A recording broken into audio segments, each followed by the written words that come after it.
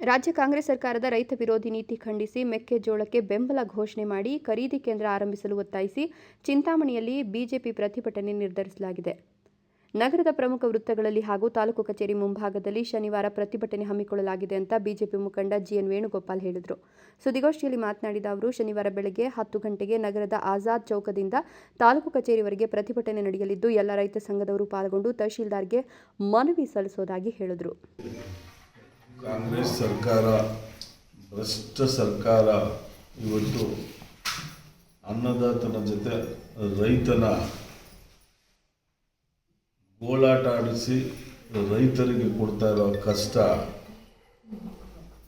ಎಲ್ಲ ರಾಜ್ಯದ ಜನತೆ ಕೊಟ್ಟಿದೆ.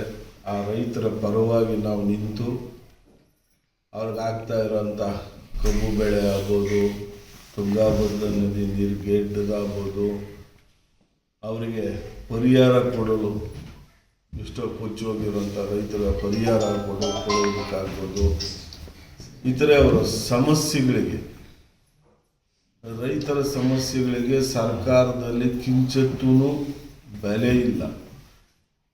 ಆದ್ದರಿಂದ ನಾವು ನಾಳೆ 10 ಗಂಟೆಗೆ ಆಜಾದ್ ಚೌಕದಿಂದ ಅನ್ನದಾತರ ಪರವಾಗಿ, ಈ ದೇಶದ ಬೆನ್ನೆಲುಬು ರೈತನ ಪರವಾಗಿ ನಾವು ಒಂದು ಜಾಥಾ ಮಾಡಿ ಒಂದು ತಹಸೀಲ್ದಾರ್ಗೆ ಮನವಿ ಸಲ್ಲಿಸೋದಕ್ಕೋಸ್ಕರ ನಮ್ಮ ರೈತರ ಜೊತೆ ನಮ್ಮ ಬಿಜೆಪಿ ಪಕ್ಷ ನಾವು ಇದನ್ನು ಹಮ್ಮಿಕೊಂಡಿದ್ದೀರಿ.